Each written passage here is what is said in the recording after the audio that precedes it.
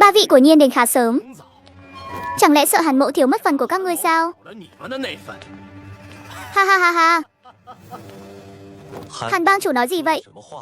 Nếu chúng ta lo lắng chút chuyện đó thì đã không hợp tác với Hắc Long bang các ngươi rồi. Giang Tam gia, người của Giang gia đến thế gia nhất Lưu Vân Thủy phủ vị cao quyền trọng, chủ yếu phụ trách việc giao thiệp hợp tác với Hắc Long bang. Vật tư thu được lần trước đã tẩu tán được 7 phần rồi. 3 phần còn lại hơi khó bán. Ước chừng phải qua một thời gian nữa mới bán hết được. Đây là sổ sách. Xem có vấn đề gì không, nếu không thì bắt đầu chia tiền thôi. Đối với Hàn bang chủ, Giang gia ta rất tin tưởng. Đúng vậy, Tào gia ta cũng tin tưởng vào vận may của Hàn bang chủ. Thanh gia ta cũng như vậy. Gật đầu như giã tỏi, miệng thì nói tin tưởng, nhưng tay thì chẳng chịu dừng lại. Nửa canh giờ sau, 3 người xem xong kỹ lưỡng, gật đầu ra hiệu. Hàn bang chủ, sổ sách không có vấn đề gì.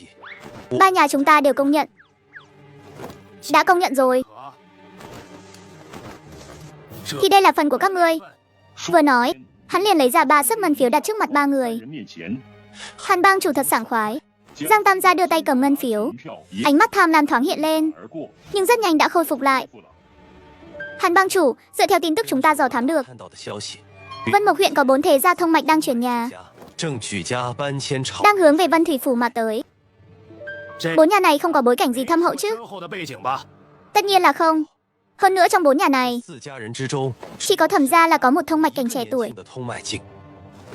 Thông mạch cảnh của 3 nhà còn lại đều đã mất mấy tháng trước rồi. Tinh Nhệ gia tộc cũng gần như tổn hại toàn bộ. Muốn hạ sát bọn họ dễ như trở bàn tay. Quả thực vậy sao? Thế thì tốt quá rồi. Vậy chúng ta bàn xem nên ra tay ở đâu cho thích hợp. Dựa theo suy tính của ta, 2 ngày nữa 4 nhà bọn họ sẽ đến đây. Hẻm núi này là một nơi phục kích tốt. Hơn nữa thung lũng có thủy triều, cách đó 8 dặm có một con sông, chuẩn bị sẵn thuyền bè, là có thể dùng tốc độ nhanh nhất vận chuyển vật tư đi. Tốt, Giang Tam gia không hổ là túi khôn của Giang gia. Ha ha ha ha. Hàn bang chủ quá khen rồi. Hàn bang chủ hãy nhớ kỹ, tuyệt đối đừng để sót ai. Nhất là tên Thẩm Tử Họa kia, nhất định phải chăm sóc đặc biệt. Hắn mới 14 tuổi đã đạt tới thông mạch tầng 4. Nếu để hắn chạy thoát, hậu họa vô cùng đấy. Ta làm việc, Giang Tam gia cứ yên tâm. Lần này bản bang chủ đích thân ra tay, tuyệt đối không để tên tiểu tử đó thoát được. Có Hàn bang chủ ra tay thì tốt không gì bằng. Ha ha ha ha ha. Ha ha ha ha. Mà lúc này, nhóm người Thẩm Tử Họa sau một ngày lên đường cũng đã đến Lê Vân Mục huyện, dưới một ngọn núi nhỏ cách đó 80 dặm. Thẩm huynh đệ, chi bằng dùng phần lớn xe ngựa vây danh trại lại, rồi phải hộ vệ canh gác. Như vậy dù ban đêm có kẻ địch hay dã thú tấn công, cũng có thể dựa vào xe ngựa chống đỡ một lúc. Ý kiến hay.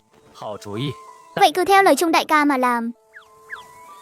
Một đêm trôi qua, danh trại bình an vô sự. Sáng sớm hôm sau, mọi người ăn tạm chút lương khô, liền chuẩn bị tiếp tục lên đường. Nghỉ ngơi một đêm, không ít người vẫn còn vẻ mệt mỏi. Hôm qua đi cả ngày mới được 80 dặm, hôm nay đi được 60 dặm là tốt rồi. Mau chóng lên đường thôi. Xuất phát.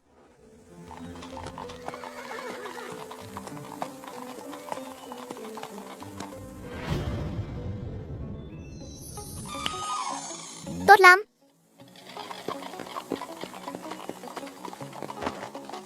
Nhị thiếu gia đã thám thính rõ rồi. Mấy ngày nay nghĩa quân lại chiếm thêm được 2 tòa thành, hơn nữa còn đang tuyển binh. Bây giờ mọi người đều chạy tới Vân Thủy phủ cả. Biết rồi, tiếp tục để ý động tĩnh của nghĩa quân. Rõ, nhị thiếu gia, đoàn người tiếp tục tiến về phía trước. Khi gần đến buổi trưa, đoàn xe của 4 nhà cuối cùng cũng đã tới trước một hẻm núi dài hơn 3.000 mét.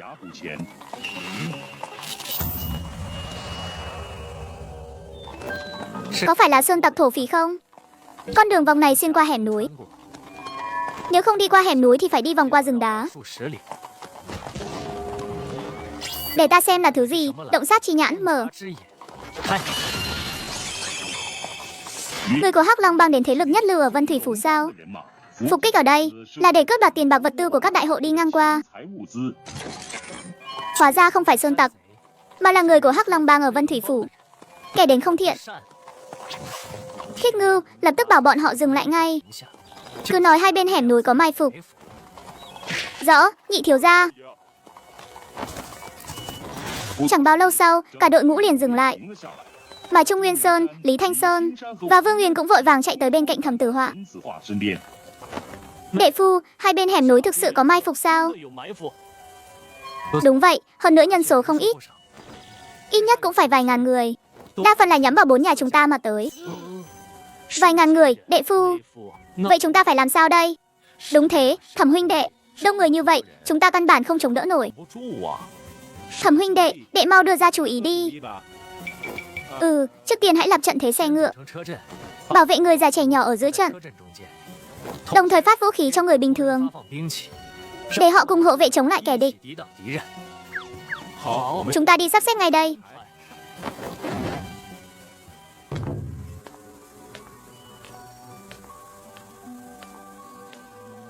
Phu quân, có chuyện gì vậy? Có phải sơn tặc không? Không phải sơn tặc, là sự tồn tại còn lợi hại hơn cả sơn tặc. Một toán quân mã do Nguyên Đan tầng 1 dẫn đầu. Sơn tặc làm sao so sánh được. May mà ta có con rối Nguyên Đan, nếu không hôm nay phải lộ ra một phần thực lực rồi. Có phu quân ở đây, thiếp không sợ.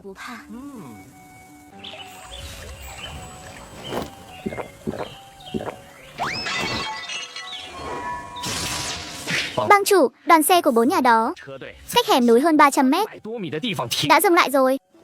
Có chuyện gì vậy? Chẳng lẽ bị lộ tin tức rồi sao? Tiểu nhân không rõ, nhưng bây giờ gần đến trưa, liệu có phải bọn họ dừng lại để ăn cơm không? Cũng có khả năng đó. Tiếp tục đi thám thính xem bọn họ rốt cuộc đang làm gì. Rõ, bang chủ.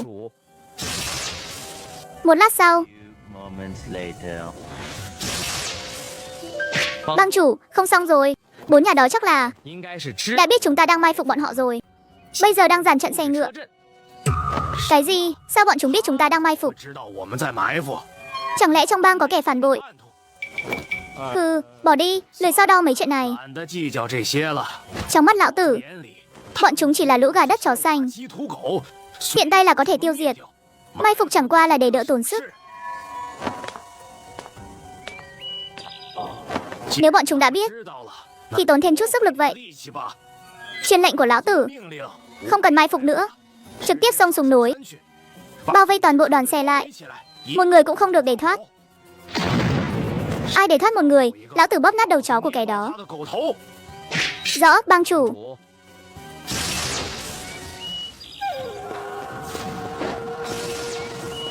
Anh em, xông lên hết cho ta. Nhìn thấy đám người Hắc Long bang xông xuống từ trên núi, ngoại trừ Thẩm Tử Họa ra, những người khác đều sợ đến mức mặt không còn giọt máu.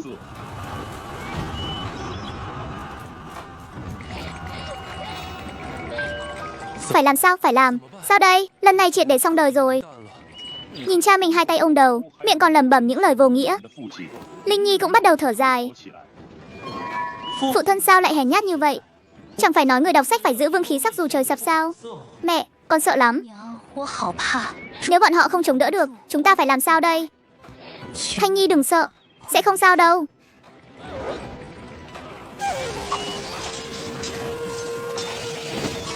Phu quân, thiếp đến giúp chàng. Cũng tốt, nàng dù sao cũng đã đoạn thể tầng 9 rồi, cũng nên thực hành một chút. Thẩm gia nhị ca, có biết lai lịch của đám người này không? Không rõ, nhưng nhìn dáng vẻ tuyệt đối không phải sơn tặc thổ phỉ thông thường. Quả thực, sơn tặc thổ phỉ không có quy mô và thực lực như thế này.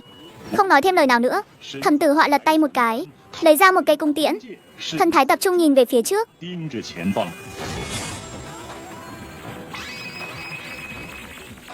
Xét, 3 mũi tên như lưu quang bắn ra, trong nháy mắt xuyên thấu 3 tên Hắc Long bang, lực đạo không giảm, lại tiếp tục xuyên thấu thêm nhiều người nữa, cho đến khi hạ sát được 5 tên mới dừng lại. Nhị ca, tiễn pháp hay lắm. Tiếp.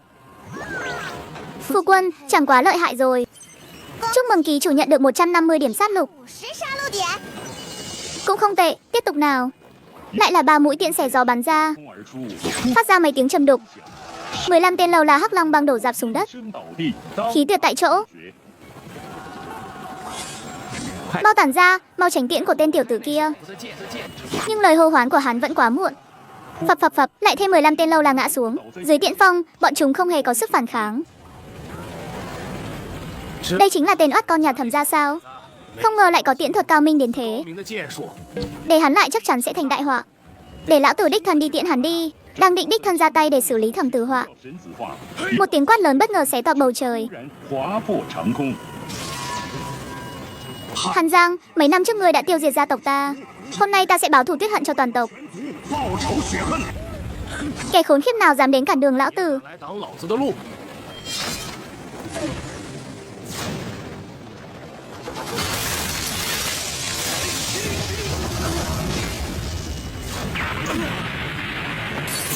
Thực lực gì mà lại mạnh mẽ đến mức này?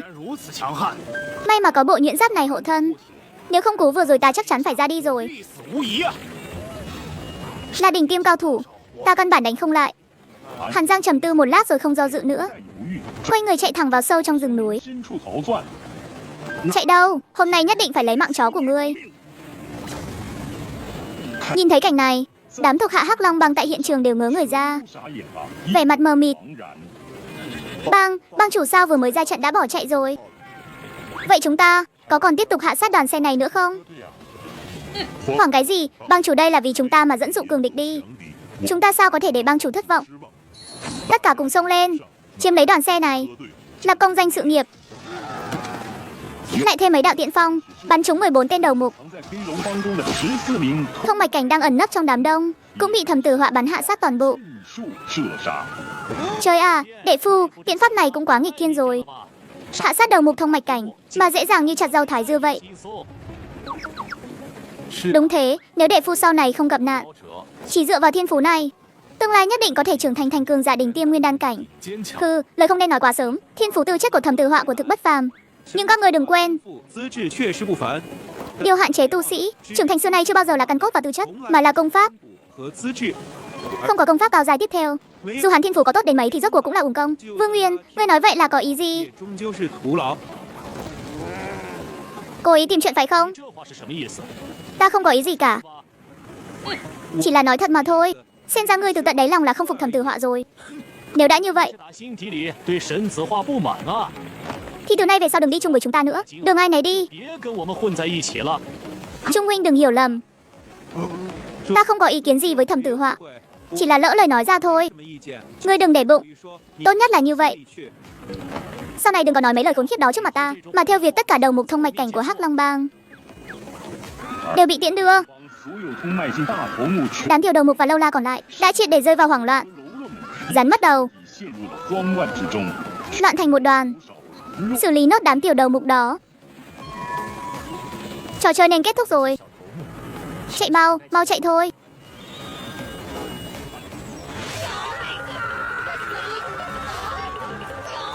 Không đi là xong đời đấy. Chạy đi, mau chạy đi. Tiễn phòng vẫn không ngừng bắn ra, lại liên tiếp hạ sát hơn 10 tên tiểu đầu mục và lâu la. Những người còn lại không còn chút dũng khí phản kháng nào nữa, bỏ chạy tán loạn. Đến nước này rồi mới nghĩ đến chuyện chạy sao? Không thấy là quá muộn rồi sao? Phu quân, thiếp đến giúp chàng.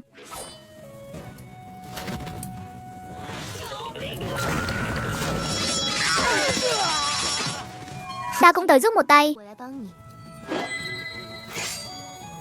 Nửa canh giờ sau, đám thành viên Hắc Long Bang tới xâm phạm đã mất đi hơn 7 phần. Hơn 2 phần còn lại cũng bị con rối nguyên đan chặn lại, hiện tay xử lý luôn. Còn tên Hàn Giang kia cũng đã sớm bị con rối nguyên đan loại bỏ, mất sạch trang bị. Trời đất ơi!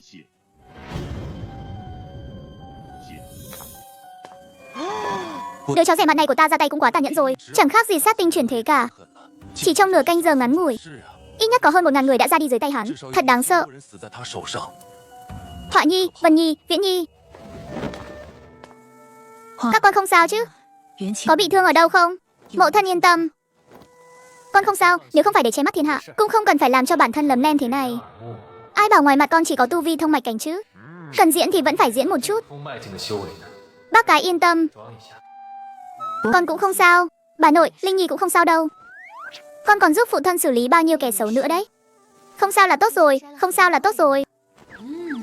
Tiểu Điệp, mau bảo người chuẩn bị nước nóng, để Họa Nhi và mọi người tắm rửa một chút. Vâng phu nhân, nô tỳ đi sắp xếp ngay.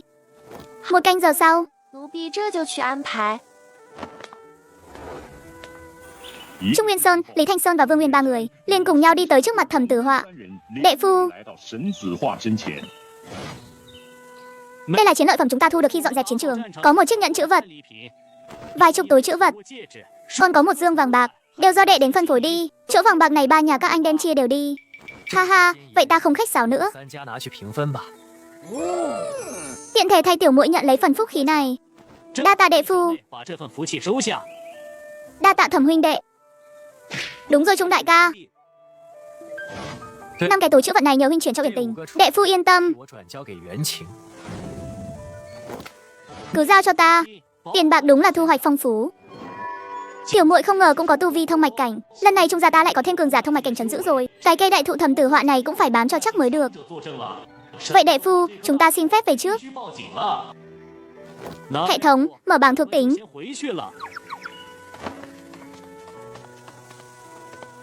Tổng cộng 40.495 điểm sát lục. Đã vượt quá 4 vạn điểm. Không ngờ vẫn chưa thể thăng cấp tu vi, xem ra cần phải tích đủ 6 vạn điểm mới có thể thăng lên nguyên thần cảnh. Thu lại bảng giao diện. Ánh mắt nhìn về phía đoàn xe đang tiến tới, ánh mắt thoáng hiện lên một tia mong đợi. Sau đó đoàn xe lại khởi hành lần nữa, bắt đầu đi qua hẻm núi. Linh Nhi, đây là chiến lợi phẩm cho nàng. Xem thử có mở ra được thứ gì tốt không. Cảm ơn phu quân, ôm lấy túi trữ vật. Hào hứng mở ra. Cái đầu tiên đã mở ra hơn 2 vạn lượng ngân phiếu, 2 lọ đan dược, một lọ thuốc độc, còn có một quyển vũ khí đao pháp tam giai đang tỏa sáng nhàn nhạt. À, nhiều đồ quá đi. Ngay sau đó, Lý Linh Nhi liền chìm đắm trong niềm vui mở túi trữ vật. Nói đi, chuyện gì mà vội vàng vậy? Tam gia.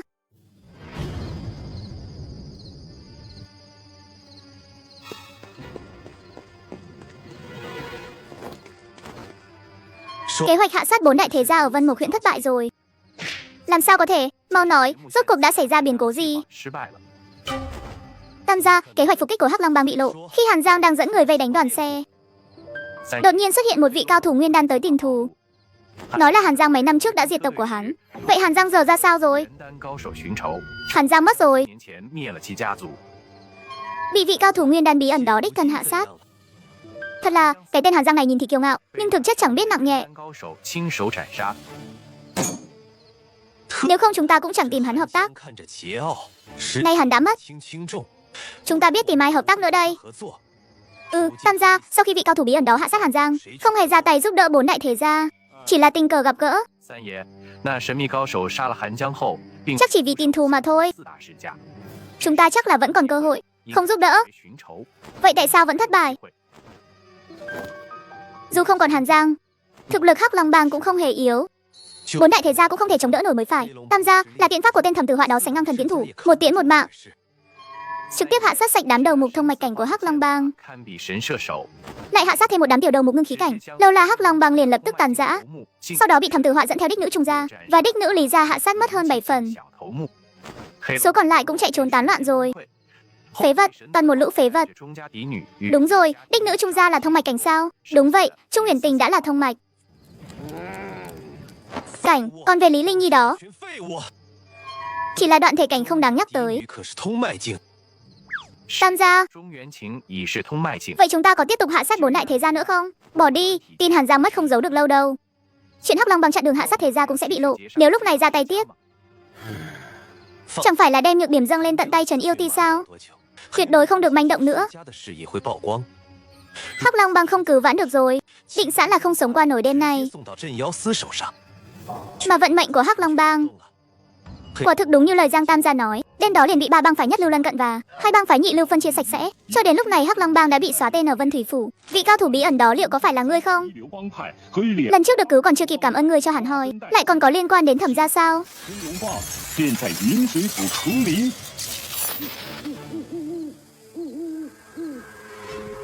Thẩm Tử Họa này rõ ràng là khí hai cảnh,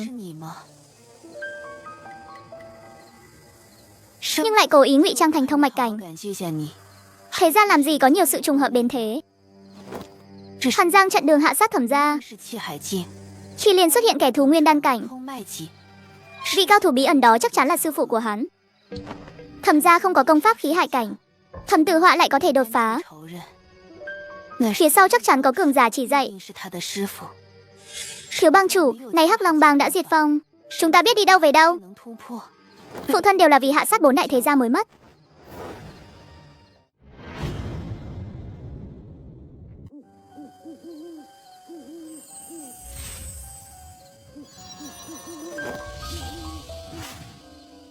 Ta phải tìm bọn họ tính sổ trước. 如今黑龙帮覆灭， Hàn Thượng Phong, con trai độc nhất của Hàn Giang.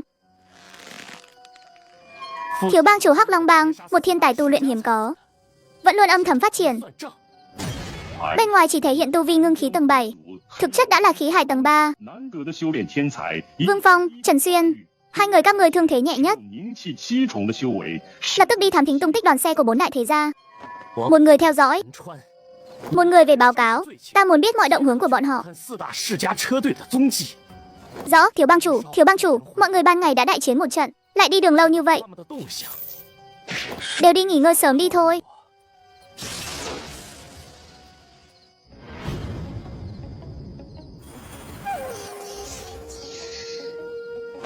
Đệ phu nói đúng đấy, 大战了一场， mọi người đều về nghỉ sớm đi thôi. Sau khi trở về lều, Thẩm Tử Họa rất nhanh đã chìm vào giấc ngủ, đang ngủ say. 都早些回去休息吧。 Đột nhiên, 后神 một luồng dao động thần thức yếu ớt truyền đến từ ngoài lều. Có dao động thần thức, xem ra có lũ chuột nhắt không mời mà đến rồi. Đây chính là đoàn xe của 4 nhà trong huyện Dương Mộc rồi. Vương Phương, ngươi mau về bẩm báo thiếu bang chủ đi. Vậy ngươi cẩn thận. 老鼠不请自来了。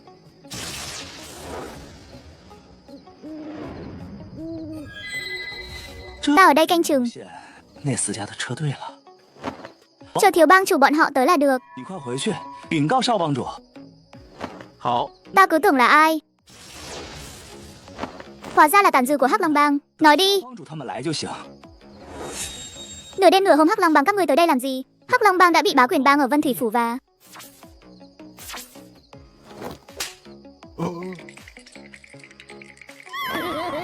Hàn Thương hội cùng các võ bang liên thủ tiêu diệt rồi. Thiếu bang chủ Hàn Thượng Phong 黑 dẫn theo 4 hộ vệ thông mạch bỏ trốn. 霸权帮 Hắn không dám tìm võ bang báo thù, 联手覆灭， nên cho rằng ngài đã hưởng lợi và muốn tìm ngài báo thù.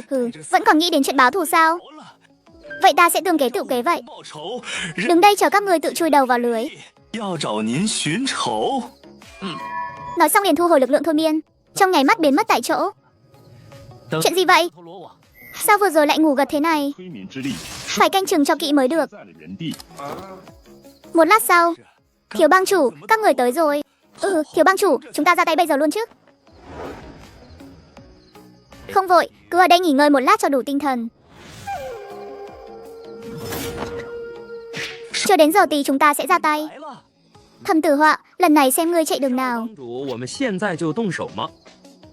Thiếu bang chủ, chúng ta chỉ có 5 người, liệu có nên ra tay không? 足精神。 Người của đoàn xe đó không hề ít đâu. 神， Một lũ ông hợp mà thôi. 你往哪跑？ Với tu vi khí hải tầng 3 của ta, 个人真要动手吗？ muốn hạ Thẩm Tử Họa là quá đủ rồi. Cuối cùng cũng tới rồi sao? Để ta xem đều là hạng người gì nào. 修为， Ngươi chính là thiếu bang chủ đó sao?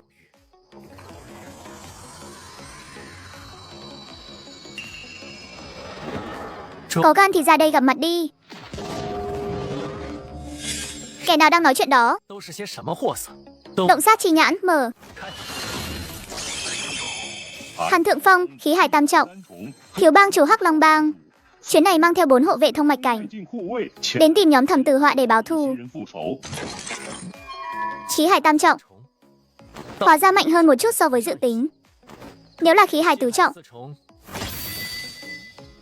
集 sau khi hạ sát có thể thu được 2.000 điểm sát lục. 路点， Thật đáng tiếc, nhưng có vẫn hơn không? 不过总比没有强。 Tinh thần công kích đi. 去，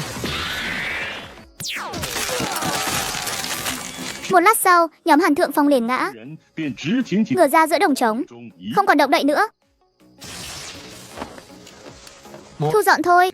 Sau khi thu lại trang bị rơi ra, Thẩm Tử Họa liền quay trở lại lều. 回到了帐篷中。 Lại đến lúc kiểm kê chiến lợi phẩm rồi. Để ta xem, trong nhẫn chữ vật của thiếu bang chủ Hắc Long bang này, đang giấu báu vật gì? 什么宝贝？ 1,3 triệu lượng ngân phiếu, đúng là con số không nhỏ. 倒是比不小的数目。 5 bình chân nguyên đan, 1 bình khai hải đan mở rộng khí hải cùng với đan trị thương, 疗伤弹， và 1 bình hướng nguyên đan. Tiếc là ta đều không dùng đến. Tu vi của bọn Linh Nhi còn nông cạn, cũng chưa dùng tới những thứ này được. Thượng phẩm linh khí, ngay cả cực phẩm linh khí ta còn luyện chế được. Thứ này đã không còn lọt được vào mắt ta nữa rồi. Thu lại binh khí, một cuốn điển tịch bìa đen hiện ra trong lòng bàn tay. 出现在掌心， Trên bìa có 4 chữ vàng Hắc Long Đan Công tỏa sáng lấp lánh. 亲自熠熠生辉。 Hắc Long Đan Công có thể tu luyện đến nguyên đan lục trọng, hừ hừ. 6重， Đúng là một môn công pháp không tồi. Sau này truyền lại cho bọn Thiết Ngưu. Dù sao cũng mạnh hơn Liệt Dương Công đang luyện bây giờ. 系 Hệ 统 thống, mở bảng thuộc tính. 开属性面板。 Đêm nay lại thu về 2.600 điểm. Hiện giờ điểm sát lục đã có 43.095 điểm. 3095点， Hạ sát thêm vài nguyên đan cảnh nữa là đủ 6 vạn điểm. 6万点。 Đột phá nguyên thần cảnh chỉ còn là chuyện sớm muộn. 10 ngày sau, cuối cùng cả nhóm cũng đã đến Vân Thủy Phủ. 达了云水府， Cuối cùng cũng tới Vân Thủy Phủ rồi. 知道了。 Một lát sau, Trung đại ca, Lý đại ca, Vương gia chủ, vậy chúng ta chia tay tại đây nhé. 再次分别吧。 Chờ thu xếp xong xuôi rồi lại tụ họp. Được, Hiền muội phu, chúng ta hẹn ngày tái ngộ. Thẩm huynh đệ, vậy chúng tôi đi trước đây. 走了。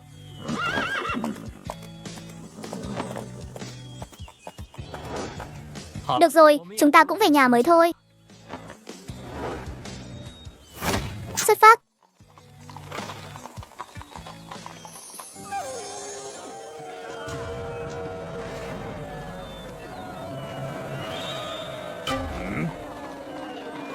Vừa mới đến Vân Thủy Phủ mà đã bị nhiều người để mắt tới như vậy rồi. 4 thế gia hạng nhất, 3 bang phái hạng nhất, 2 bang phái hạng 2.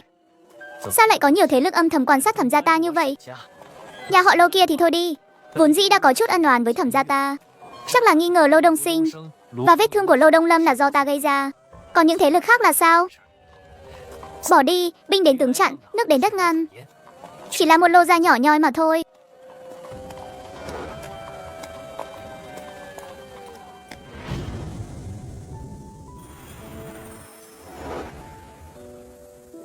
Mẹ ơi, đây chính là phủ đệ của chúng ta ở Vân Thủy Phủ. 谷底了。 Phủ đệ lớn thế này sao? Tốt quá, thật là tốt. 我们 Mẹ, chúng ta vào trong thôi. 进去吧。 Đi, chúng ta về nhà nào. 回家。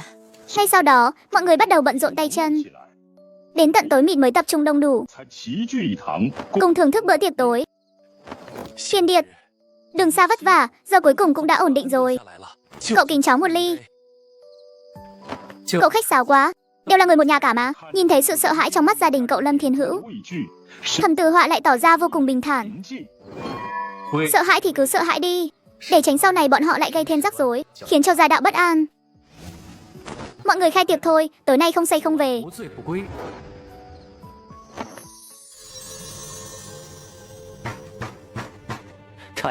Mở cửa, mau mở cửa ra cho lão tử. 打开。 Đừng có giả vờ nữa, ai đó. 谁呀、 Mới sáng sớm này ra. Các người là ai? 什么人？ Sáng sớm đã dám đến trước cửa Thẩm phủ gây chuyện sao? 府门前撒野， Hừ, lão già này mù mắt rồi à? 瞎！ Ngay cả người của Bá Quyền Bang chúng ta mà cũng không biết. Cả con phố này đều do chúng ta quản lý. Bá Quyền Bang, xin lỗi các vị hảo hán của Bá Quyền Bang. 的好汉， Chủ gia chúng tôi vừa mới chuyển đến hôm qua, 才刚搬来， thực sự là vẫn còn lạ lắm. Mạo muội hỏi các vị hảo hán hôm nay tới đây có điều gì chỉ bảo? 什么吩咐？ Một kẻ trong cửa như ngươi không đủ tư cách nói chuyện với ta. Mau cút vào trong gọi chủ nhân của ngươi ra đây. 叫出来。是 Vâng, hảo hán đợi một chút. 烧的 Lão già này đi thông báo cho nhị thiếu gia ngay. 少爷，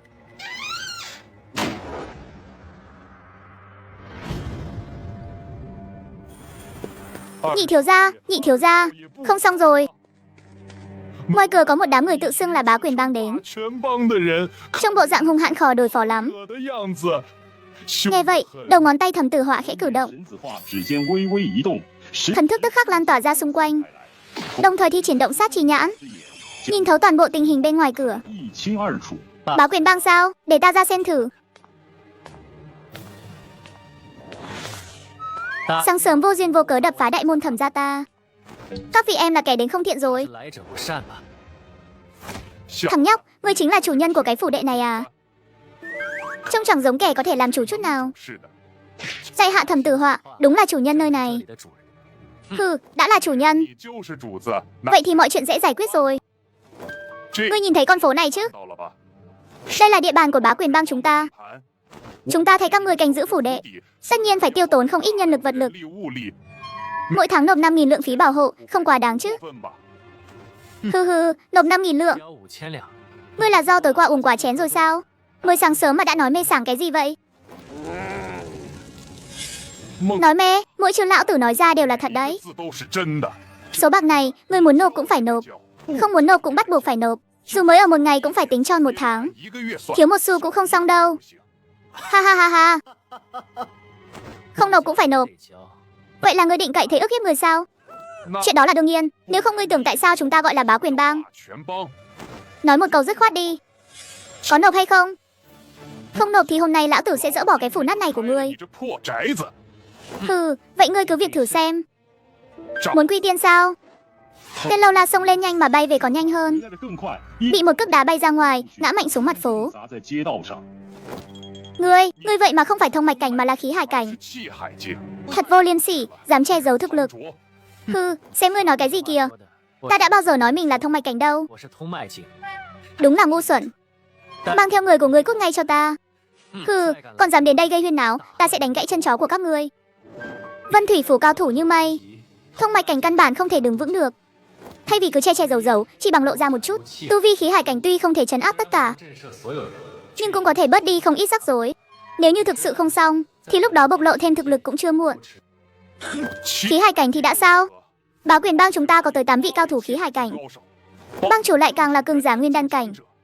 Nếu người ngoan ngoãn quỳ xuống xin lỗi, 道歉，再 rồi dâng lên 10 vạn lượng bạc trắng, 来赢。 chúng ta sẽ tha cho Thẩm gia các người một con đường sống.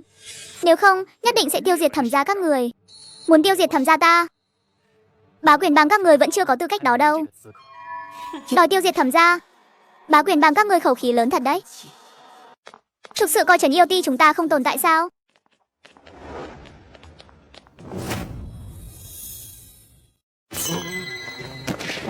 Du Bách Hộ, tiểu nhân chỉ là lỡ lời thôi. 说说那 Nào dám thực sự động vào Thẩm gia chứ? Ngài hiểu lầm rồi. Cút, con dám đến tìm Thẩm gia gây rắc rối nữa. Trấn Yêu Ti ta nhất định sẽ không tha cho bá quyền bang các người. Vâng, tiểu nhân cút ngay đây. 就滚， Nói xong liền lập tức quay người, dẫn theo thuộc hạ vừa lăn vừa bò chạy trốn, 逃离。 không dám dừng lại dù chỉ nửa giây. Bái kiến Bách Hộ đại nhân. Đa tạ đại nhân hôm nay đã ra tay giải vây cho Thẩm gia. 加解围。 Không cần khách sáo. Cho dù không có ta tin người của bá quyền bang cũng chẳng làm gì được ngươi. 也伤不了你分毫。 Du Tuyết Bánh này có ý gì đây? Đấy. Chẳng lẽ nàng ta đã nhận ra điều gì rồi? Đại nhân quá lời rồi. Nếu không có đại nhân giúp đỡ, khó tránh khỏi sẽ gặp thêm chút phiền phức.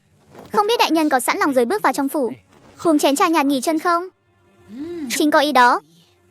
Vừa hay ta đi tuần phố cũng đã mỏi chân, vậy thì làm phiền Thẩm công tử rồi. Đại nhân mời hai vị tổng kỳ đại 大 nhân. 人请。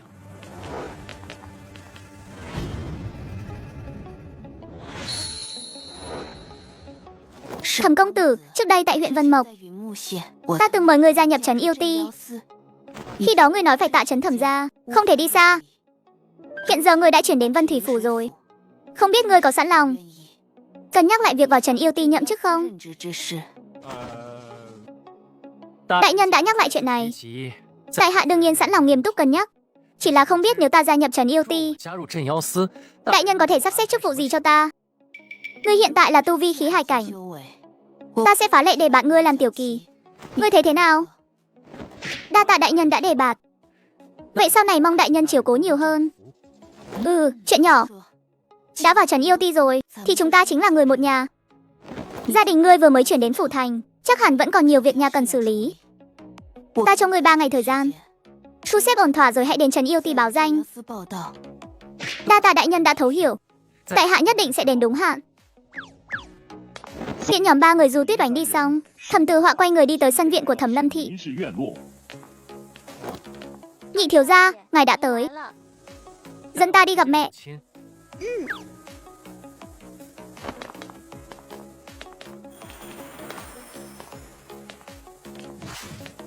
Con chào mẹ ạ. Mẹ nghe nói sáng sớm có người đến phủ gây rắc rối. 府里找麻烦， Chuyện đó sao rồi con? Không xảy ra chuyện gì chứ? Mẹ yên tâm đi, mọi chuyện đã được giải quyết xong rồi. Nhờ có Du Bách Hộ của Trấn Yêu Ti ra tay giúp đỡ. Hơn nữa Du Bách Hộ còn mời con gia nhập Trấn Yêu Ti. 镇妖司， Con đã đồng ý rồi ạ. Thật sao? Con đã đồng ý vào Trấn Yêu Ti rồi à? 死了。我 Mẹ nghe nói Trấn Yêu Ti phải đi chiến đấu với yêu tộc. 做厮杀， Nguy hiểm lắm con ơi. Thưa mẹ, nguy hiểm thì chắc chắn là có. Bắt gia nhập Trấn Yêu Ti cũng mang lại nhiều lợi ích. Sau khi con trở thành người của Trấn Yêu Ti, sẽ không còn ai dám ức hiếp thẩm gia chúng ta nữa. Hơn nữa còn có được công pháp và tài nguyên tu hành. Rất có lợi cho việc tu luyện của con. Ôi, tất cả cũng là vì thẩm gia chúng ta. 我们沈家 Thật là thiệt thòi cho con quá. Nhìn dáng vẻ đau lòng của mẹ, 心疼的模样，实 Thẩm Từ Họa biết Thẩm Lâm Thị đã hiểu lầm rồi. 会了。 Việc anh gia nhập Trấn Yêu 加 Ti 入镇妖司 cũng không hoàn toàn vì tu luyện hay sự thuận tiện. 便利， Nhưng anh không hề giải thích thêm, mà chỉ khẽ gật đầu. 点头。 Mẹ không cần phải lo lắng quá đâu. 太多担心。 Vậy con, xin phép đi chuẩn bị cho việc nhậm chức sau 3 ngày nữa. Được rồi, con đi làm việc của mình đi. 三 3 ngày thời gian lặng lẽ trôi qua. 刘氏 Trong mấy ngày này, hai anh em Trung Nguyên Sơn 人 liên tục đến thăm Thẩm Tử Họa. 文字化， Lý Thanh Sơn cũng đã đến cửa ghé thăm. 过 Chỉ riêng Vương Uyên là vẫn luôn không lộ diện. 始终没有现身。 Ừ. Nhị ca, anh thực sự quyết định vào Trấn Yêu Ti nhậm chức sao? 是吗？ Lại còn dưới trướng của người phụ nữ Du Tuyết Ảnh đó nữa. 人的麾下， Nghe giọng điệu này, hình như hai người này không mấy hòa hợp cho lắm. Chẳng lẽ kiếp trước hai người có thủ án gì sao? 是 Vì Du Bách Hộ đã 2 lần mời gọi, thật khó lòng từ chối. Với lại chúng ta mới đến Vân Thủy Phủ. Có thân phận này sẽ tránh được rất nhiều phiền phức. 少麻烦。 Nếu không phải vì tu vi hiện giờ, thực lòng đệ không muốn nhị ca phải làm thuộc cấp cho Du Tuyết Oánh. Thôi được rồi, hiện tại cũng chỉ có thể như vậy thôi. 只能这样了。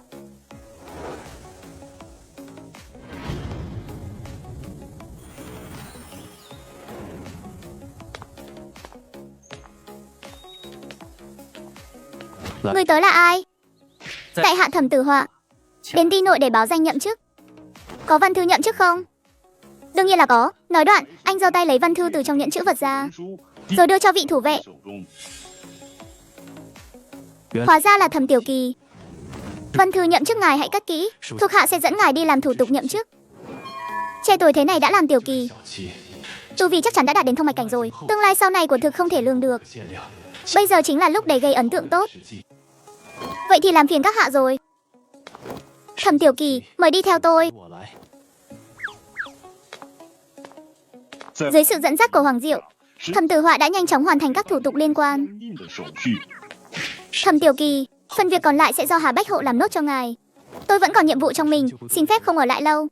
Hôm nay đa tạ anh nhiều nhé. Thẩm Tiểu Kỳ khách sáo quá rồi. Thuộc hạ xin cáo lui. Ngươi chính là Thẩm Tử Họa phải không? Bách Hộ đại nhân đã sớm dặn dò qua rồi. Ngươi hãy tự mình xác nhận lại một lần nữa. Lát nữa ta sẽ đưa người đi nhận quan phục và binh khí. 赋予兵刃， 多 Đa tạ Hà Bách Hộ.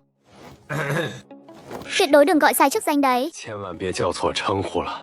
Ký tên xong rồi, sau khi đã nhận đầy đủ vật tư, Hà Cương liền dẫn Thẩm Tử Họa 字画来 đến công phòng của Du Tuyết Oánh. 工坊。 Bách Hộ đại nhân, Thẩm Tiểu Kỳ đã đưa tới rồi. Tốt, 好， không có việc gì khác thì ngươi lui xuống trước đi. 说 Thuộc hạ xin cáo lui. Sau khi Hà Cương rời đi, Du Tuyết Oánh đơn giản hỏi han Thẩm Tử Họa vài câu, 几句情况， rồi đưa anh đến một sân viện riêng biệt. 了专属院落。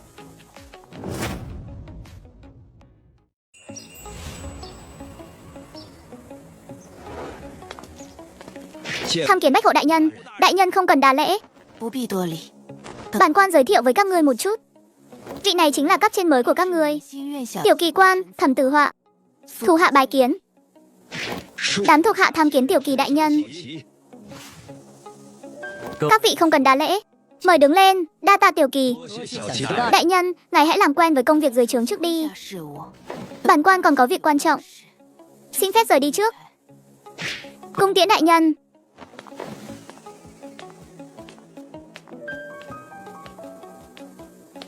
Vậy tiếp theo đây, các vị hãy lần lượt tự giới thiệu về mình đi.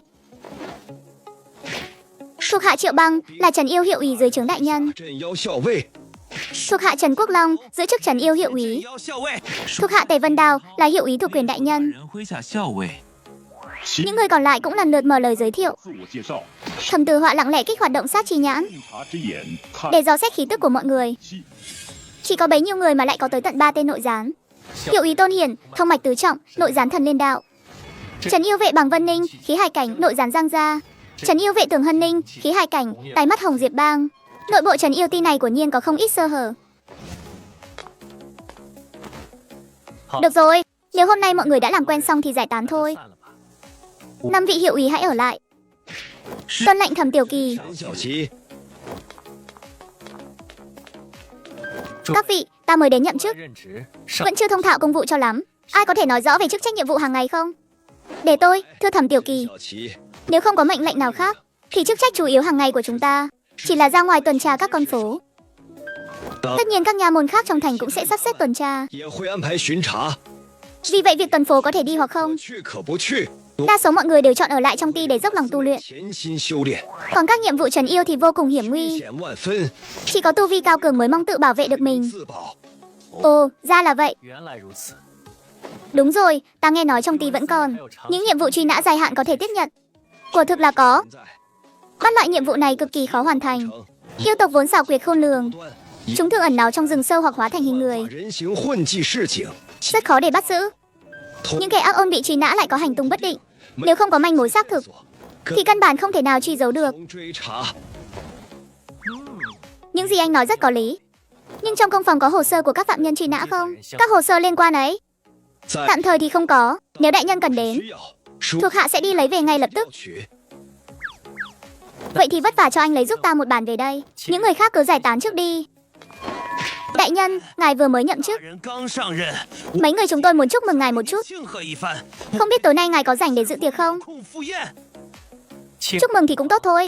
Bữa tiệc này cứ để ta thanh toán. Các anh cứ việc chọn địa điểm, rồi triệu tập tất cả anh em cùng tới tham dự. Đa tạ đại nhân. Vậy thuộc hạ xin đi sắp xếp ngay đây. 去安排。 Đại nhân, thuộc hạ có chuyện này. Không biết có nên nói hay không? Cứ nói đi, không sao đâu. Ngài mới tới nhận chức, vẫn chưa đi bái kiến cấp trên. Đó là tổng kỳ đại nhân. Cấp trên sao? Đúng là nên đi bái kiến một chút. 见下 Anh dẫn đường phía trước đi, chúng ta đi bái kiến tổng kỳ. Thẩm Tiểu Kỳ, mời đi theo tôi. Chẳng mấy chốc, hai người đã đến công phòng của tổng kỳ, công phòng của Trương Dĩnh. Trương Dĩnh chi, Thẩm Tử Họa là do đích thân Du Tuyết Oánh đề bạt vào làm, 亲自举荐入职的。 thế nên không hề bị gây khó dễ chút nào. Trái lại, ông ta còn trò chuyện vô cùng nhiệt tình. Trương tổng kỳ, vậy tôi không làm phiền nữa, xin phép về trước. 先回去了。 Được. Sau này có việc gì cần giúp đỡ thì cứ gọi ta bất cứ lúc nào.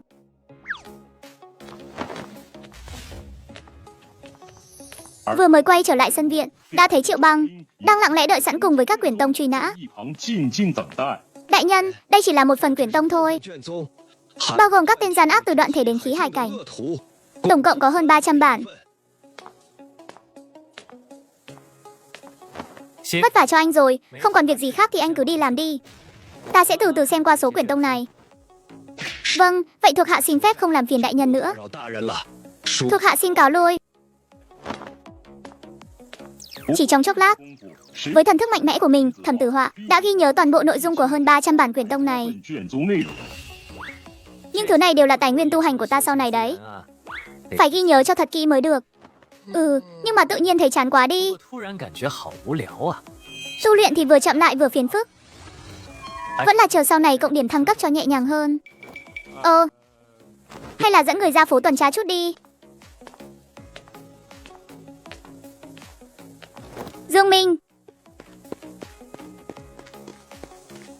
đại nhân có điều gì sai bảo? Gọi thêm mấy anh em nữa.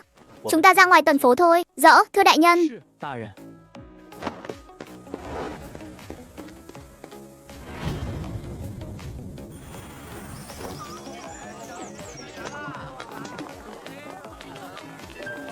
Đại nhân, phố Xuân Phong là nơi tập trung các tụ điểm phong nguyệt. 极地 Ban ngày thì vắng vẻ thưa thớt người qua lại, nhưng hãy cứ đến đêm là sẽ trở nên vô cùng phồn hoa náo nhiệt. Nơi này thuộc địa bàn quản lý của thế lực hạng nhất Hồng Diệp Bang. 意见。 Hồng Diệp Bang sao? 小 Nói chi tiết hơn xem nào. Bang chủ Hồng Diệp Bang, Tiết Hồng Diệp, là một nữ nhân. Tu vi đạt tới nguyên đan nhị trọng. Cả kiếm pháp lẫn ám khí đều thuộc hàng đỉnh cao. Thực lực luôn vững vàng trong top 3 các bang chủ tại phủ thành. 居前3。 Hồng Diệp Bang nắm quyền kiểm soát 18 con phố ở ngoại thành. Đa số các chốn phong nguyệt trên phố Xuân Phong và các y quán đều là sản nghiệp của bọn họ. Hàng tháng bọn họ đều nộp ngân lượng đầy đủ cho ty nội. 上交银两，咱们 Khu vực chúng ta quản lý mỗi tháng được chia 1.200 lượng. Phần lớn đều phải nộp lên triều đình. Chỉ giữ lại 4 phần cho tiểu đội quản hạt của chúng ta thôi. Chỉ cần các bang phái an phận thủ thường, thì thường chúng ta sẽ không can thiệp quá sâu. Hóa ra là thế. Sau khi tuần phố xong và quay về trấn Yêu Ti, Thẩm Tử Họa liền vùi mình trong phòng quyển tông để lật xem các hồ sơ. Thời gian trôi qua thật nhanh, đã đến tối rồi. Cùng thuộc hạ đi dự tiệc xong, Thẩm Tử Họa từ chối lời mời đi giải trí tiếp, mà quay trở về Thẩm gia.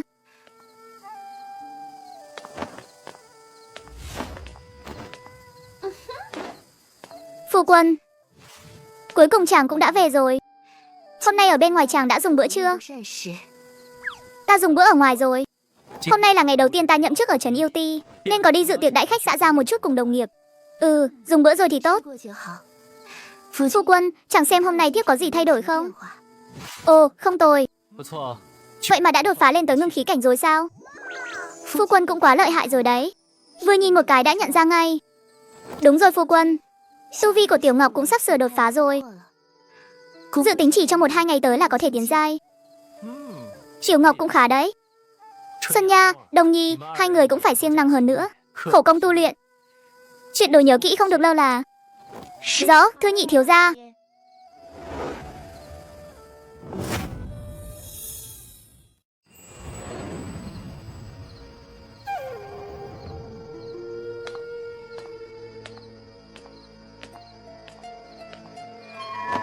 Lão Thẩm, đã điều tra rõ ràng ngọn ngành gốc gác của Thẩm gia chưa? 清楚了吗？ Bang chủ, thám tử phải đi huyện Vân Mục lúc chiều tối vừa mới về tới. 刚刚返程， Tôi đang định báo cáo với ngài đây. 汇报。 Nói chi tiết xem nào. Thẩm gia do Thẩm Phong gây dựng nên. Tu vi thông mạch cảnh. 境，数 Vài tháng trước, có một ngôi cổ mộ của cường giả nguyên đan cảnh 目在 xuất hiện tại huyện Vân Mộc. Hắn ta dẫn người đi thám hiểm ngôi mộ đó. Kết cục là đã ra đi bên trong cổ mộ. 身在古墓之中， Mà sau khi Thẩm Phong mất, quản gia Thẩm gia đã cầu kết hộ vệ kiểm soát Thẩm gia. 护卫掌控沈家。 Trong gần 1 tuần, 州 lúc đó tu vi của Thẩm Tử Họa chỉ có đoạn thể cảnh, 有断体境， thậm chí còn từng bị con trai quản gia đánh ngất, liên tục phải chịu sự sỉ nhục từ con gái của tên hộ vệ. Nhưng không một ai có thể ngờ tới, tu vi của Thẩm Tử Họa lại bộc phát chỉ sau một đêm, trực tiếp xử lý quản gia cùng đám hộ vệ, giành lại quyền kiểm soát Thẩm gia. 控权。 Vậy theo như lời ngươi nói, thằng nhóc này chắc hẳn đã gặp kỳ ngộ nghịch thiên nào rồi. 奇遇， 数 Thuộc hạ cho rằng đó không phải là kỳ ngộ. Thẩm Tử Họa thời gian đó luôn bị kẹt ở Thẩm gia, 直被困沈家，从 chưa từng ra ngoài, căn bản không có cơ hội tìm bảo vật. Theo tôi thấy, y chắc hẳn đã được ẩn sĩ cao nhân nhận làm đệ tử, 收为弟子， âm thầm tận tâm bồi dưỡng. 栽培。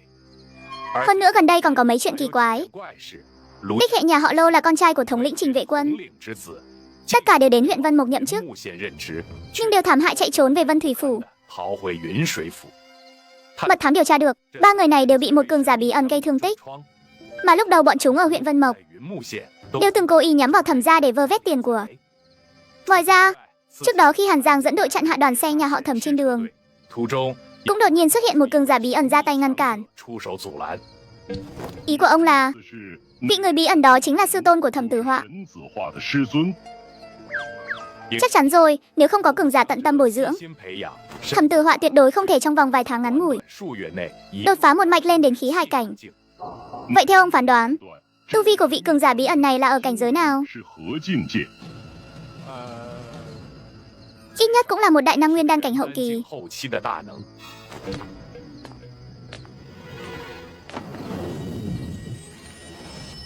Nếu đã nói như vậy, 来， thì Thẩm Tử Họa này vạn lần không thể trêu vào. 不能招惹。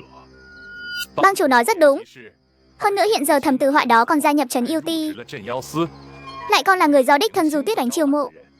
Vị đại nhân họ Du đó thân phận bí ẩn, 被 bối cảnh khó lường, tốt nhất chúng ta nên tránh xa ra. 而远之。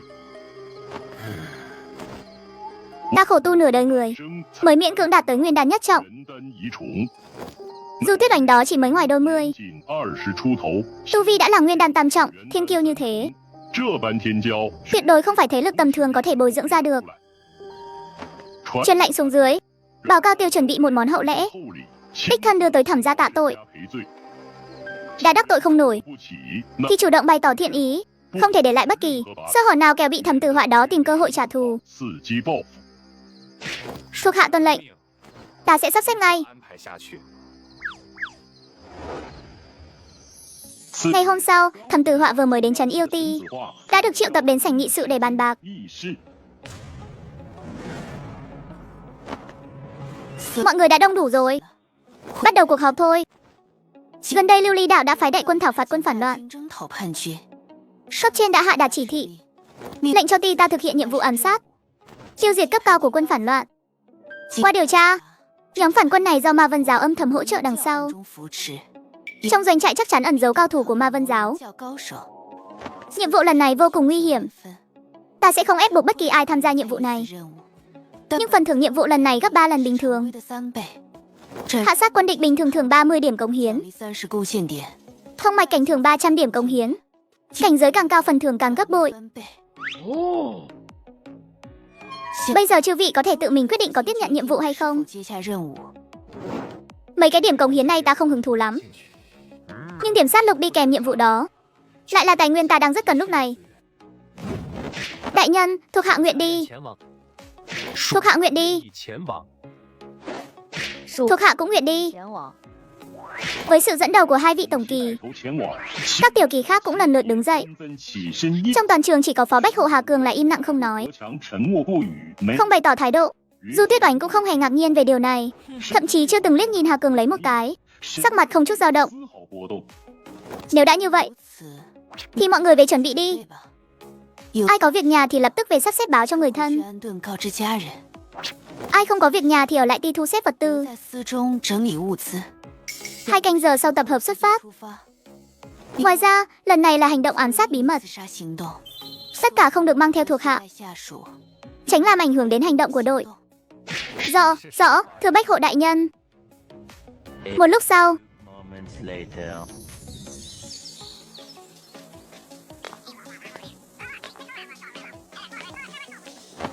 Mẫu thân, Linh Nhi, con phải rời Vân Thủy Phủ để thực hiện nhiệm vụ. 任务， Chưa định ngày về. Trong thời gian này nếu trong nhà gặp rắc rối, 遇到麻烦， có thể trực tiếp đến trấn Yêu Ti cầu cứu. Tử Họa, con cứ yên tâm đi đi. Trong nhà có mẫu thân trông coi rồi. Phu quân, chàng hãy cẩn thận. 放心。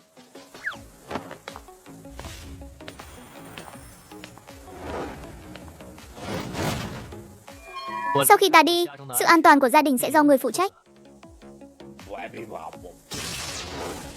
Có Tôn Lỗi này, nguyên đăng cảnh cửu trọng khôi, Lôi Trần giữ Thẩm gia trên dưới, 上下左右 đủ để chống lại sự xâm phạm của các loại cường địch. Như vậy ta có thể yên tâm ra ngoài rồi.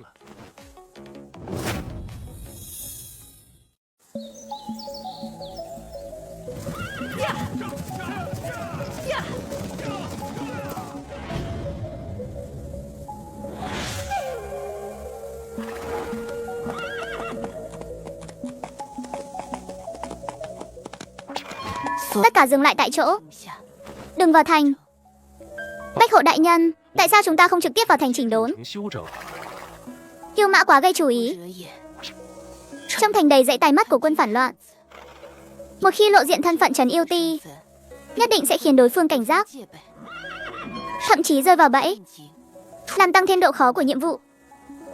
眼 Hiện tại quân phản loạn đã chiếm đóng 6 huyện thành, 占6座县城， 6 thành liên kết với nhau, hỗ trợ lẫn nhau, địa bàn căn cứ vững chắc.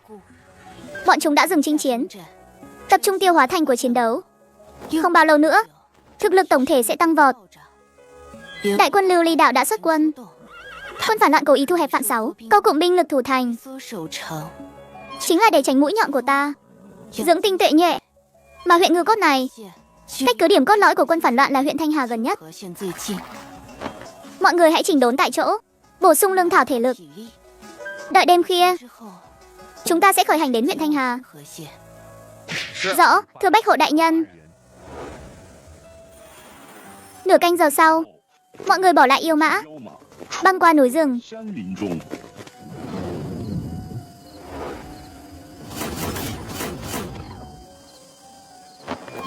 Ta thông báo cho mọi người một chút, 下清 tình báo chi tiết về quân phản loạn ở huyện Thanh Hà. Trong huyện Thanh Hà có 3.000 quân phản loạn đóng giữ. 千人， Doanh trại trên núi cách thành hơn 10 dặm có 5.000 quân. 屯兵5000， Hai bên hỗ trợ lẫn nhau. Tiến lui có bài bản. Thống soái quân phản loạn là Dương Hán, tu vi thông mạch ngũ trọng, 同脉5重， lại tinh thông binh pháp mưu lược. 汉 6 thành trì của quân phản loạn, 时， có 2 thành là do hắn dẫn binh đánh hạ. 他率兵攻破， Ma Vân Giáo rất coi trọng hắn. 他 Đặc biệt phái 2 võ giả khí hải cảnh 海境武者听 bảo vệ bên mình. 5.000 binh mã ngoài thành do phó tướng Cát Siêu thống lĩnh. 由副将葛超统领。 Người này mưu lược không đủ, nhưng thực lực hung hãn. Tu vi đạt tới khí hải tam trọng. 气海三重， Trên đây là tình báo chính xác do Trần Yêu Ti thu thập được. 情报 Mục tiêu ám sát lần này được xác định là Dương Hán 定为杨汉， và Cát Siêu, 2 người bọn họ. Ta sẽ một mình vào thành tiêu diệt Dương Hán. 杀杨汉， Cát Siêu ở ngoài thành giao cho các người xử lý. 交由你们处置。 Có ý kiến gì không? Không có ý kiến. Nếu đã như vậy, tất cả chỉnh đốn tại chỗ. Đúng giờ này sẽ hành động. 行动， Ngay sau đó mọi người liền điều tức nghỉ ngơi tại chỗ. 息休养， Đêm tĩnh mịch, chỉ có tiếng côn trùng kêu mà Thẩm, 而神色 Từ Họa lại tranh thủ lúc đêm tối lẻn ra ngoài, 都溜了出去。 đến vị trí gần huyện thành Thanh Hà, 的位置 nhắm mắt thúc động thần thức thăm dò động tĩnh trong thành. 城内动静。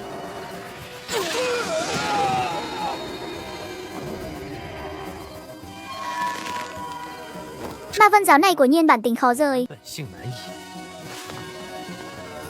移。 Ngươi đang thăm dò cái gì đó? Không có gì, đúng rồi. 对了，白 Bách hộ đại nhân, cô có hiểu rõ phong cách làm việc của Ma Vân giáo không?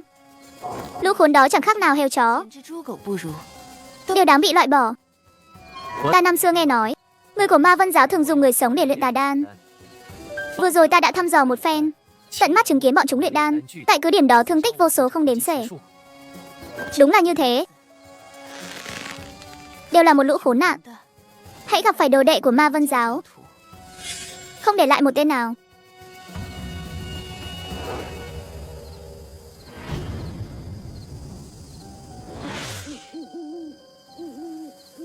Mọi người, đến lúc hành động rồi. 行动了， Ta đi trước một bước. Những việc còn lại giao cho các ngươi. Đại nhân yên tâm. Sau đó, 2 vị tổng kỳ Ngô Vân và Trương Dĩnh liền bàn bạc với nhau. 立起来， Mọi người, vừa rồi ta và Trương tổng kỳ đã bàn bạc qua. 商量了一番， Về hành động tiếp theo, chúng ta chia làm 3 tiểu đội hành động. 行動一 Đội 1 tiếp ứng vòng ngoài, 接應， đội 2 thu hút hỏa lực trực diện, 吸引火力， đội 3 chịu trách nhiệm đột nhập vây hạ Cát Siêu. 超 Thẩm Tiểu Kỳ, ngươi mời đến Trấn Yêu Ti, hãy phụ trách đội 1 tiếp ứng đi. 多 Đa tạ Trương tổng kỳ, nhưng với tu vi của ta, vẫn nên đến đội 2 thì hơn. Chuyện này, nếu người đã kiên quyết như vậy, thì ta cũng không khuyên thêm nữa. Nhất định phải cẩn thận, không được lỗ mãng. Rất nhanh những người khác cũng đã chia đội xong. 也都分好了队伍。 Chư vị, hành động.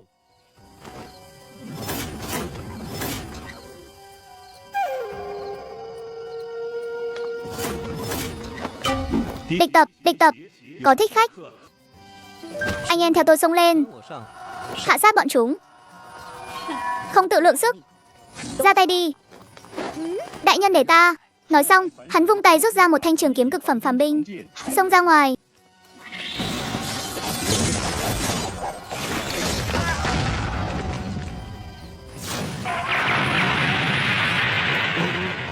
Mau chạy đi, đối phương quá mạnh. Nhìn đám phản quân hoảng loạn tháo chạy, Thẩm Tử Họa đang định đuổi theo thì bị Trương Dĩnh ngăn lại. 将引拦了下来。 Thẩm Tiểu Kỳ không cần đuổi theo, chúng ta tiến vào đại doanh, gây ra hỗn loạn. Được.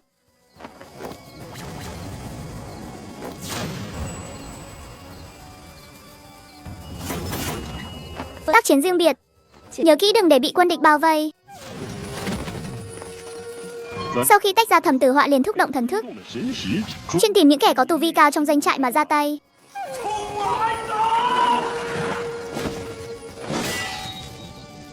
Kẻ nào dám xông vào đại doanh của quân ta, 军大营，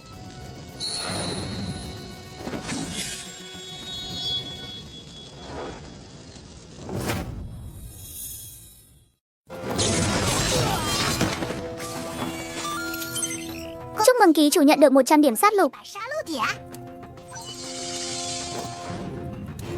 Mặc dù điểm cống hiến của Trấn Yêu Ti không có tác dụng lớn với ta, nhưng cũng có thể đổi được chút bạc.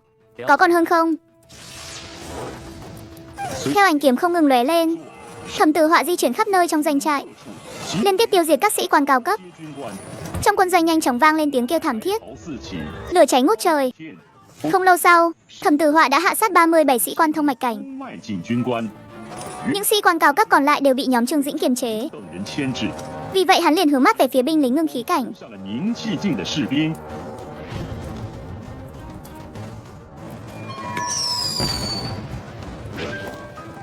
Đến giờ rồi, phải rút lui thôi.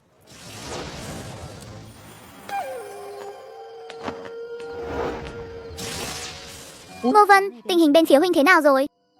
Nhờ có các người thu hút hỏa lực, 火力 các siêu đã bị xử lý xong.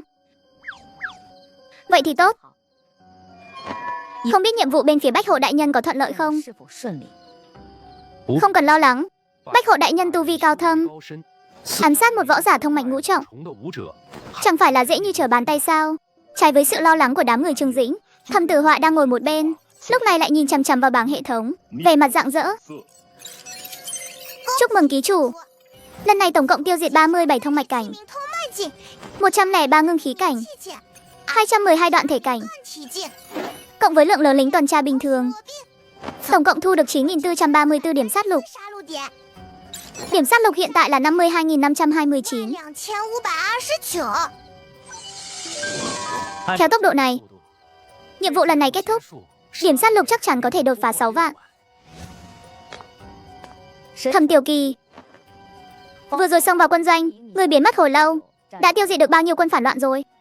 Không nhiều lắm, chỉ có 37 tên thông mạch cảnh thôi, 103 tên ngưng khí cảnh, 212 tên đoạn thể cảnh, với một số lính tuần tra bình thường. Trời ạ, người vậy mà tiêu diệt được nhiều như vậy sao? Tính theo 3 lần điểm cống hiến, lần này ngươi phát tài rồi. Chỉ là may mắn thôi. So với Ngô Tổng Kỳ vẫn còn kém xa. Một mình các siêu đã đáng giá 3.000 điểm cống hiến rồi. Ha ha ha ha ha. Thẩm Tiểu Kỳ nói đùa rồi. Chỉ riêng 37 tên thông mạch cảnh đó thôi đã có thể đổi được hàng vạn điểm cống hiến rồi. Vạn điểm cống hiến gì cơ? Bách Hộ Đại Nhân. Bách Hộ Đại Nhân là Thẩm Tiểu Kỳ. Đêm qua một mình hắn săn giết 37 tên phản quân thông mạch cảnh, 103 tên binh lính ngưng khí cảnh. Chiến tích thật đáng kinh ngạc. Không ngờ chiến tích của ngươi lại nổi bật như vậy. Không tệ, là may mắn thôi. 幸侥幸， Chỉ là vận khí tốt mà thôi. Đại nhân, phía cô vẫn thuận lợi chứ? Dương Hán là kẻ xảo quyệt. Hắn không ở trong phủ đệ, mà lại ẩn nấp trong nhà dân bình thường. Ta đã tốn chút thời gian mới thành công tiêu diệt hắn. Các ngươi tiêu hao thế nào rồi? Nếu trạng thái còn ổn, chúng ta lập tức khởi hành đến huyện Kỳ Sơn. Nhân lúc quân phản loạn chưa nhận được tin tức, tiến hành ám sát một lần nữa. Một khi trời sáng tin tức truyền ra, độ khó của các hành động sau đó sẽ tăng lên gấp bội. Ta tiêu hao rất ít, 极少 có thể tiếp tục thực hiện nhiệm vụ. 任务。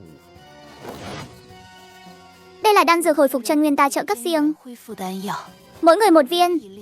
Nhanh chóng điều tức đi. Viên chân nguyên đan này chỉ có tác dụng với võ giả dưới cấp bậc khí hải. Đối với ta hoàn toàn không có tác dụng gì cả, nhưng để không bị lộ ta vẫn phải giả vờ một chút. 还是要做做样子。 Chúng ta đi thôi.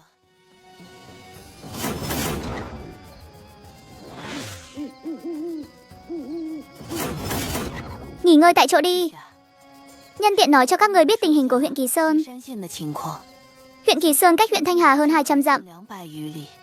Tuy nhiên cách bố trí quân phản loạn ở đây lại hoàn toàn khác với huyện Thanh Hà. 12.000 binh sĩ đều đóng giữ trong thành. Tướng giữ thành tên là Mục Phi, là em ruột của thủ lĩnh quân phản loạn Mục Thiên tướng quân.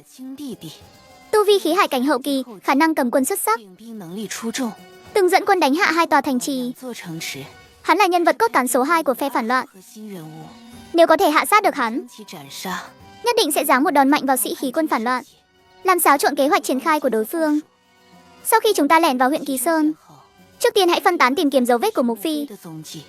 Với tư cách là thủ lĩnh quân phản loạn, Mục Phi chắc chắn hiểu rõ đạo ám sát, tuyệt đối không ngốc nghếch ở lại Nha Môn huyện, một nơi lộ liễu như vậy. Cho nên sau khi tìm thấy người, nhất định phải thông báo cho mọi người cùng ra tay. Nếu không đợi người của Ma Vân giáo đuổi tới, chúng ta càng khó ám sát thành công. Nếu cuộc ám sát phía trước thất bại, thì cố tình gây ra sự cố trong thành, dẫn dụ Mục Phi ra mặt, chúng ta sẽ tìm cơ hội ra tay. Nếu kế hoạch thuận lợi, thì không cần dùng đến kế hoạch dự phòng gây rối nữa. Rõ, thưa Bách Hộ Đại Nhân. Tu vi khí hải cảnh hậu kỳ sao? Đó là trị giá tới 4.000 điểm sát lục đó. Mình có nên tự mình ra tay hạ sát hắn không nhỉ? Thôi bỏ đi, đến lúc đó tùy tình hình mà tính vậy, để tránh bị lộ. Nếu đã vậy, thì chúng ta mau chóng lên đường thôi.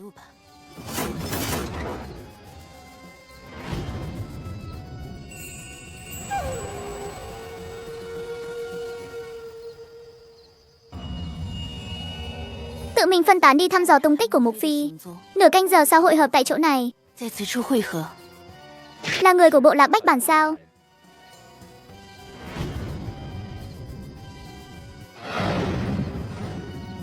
Có nên ra tay giải quyết tên Mục Phi đó không nhỉ? Chỉ là bây giờ ta chỉ lộ ra tu vi, khí hải cảnh nhất trọng, lại không thể để lộ. 不能暴露。 Có chút rắc rối đây.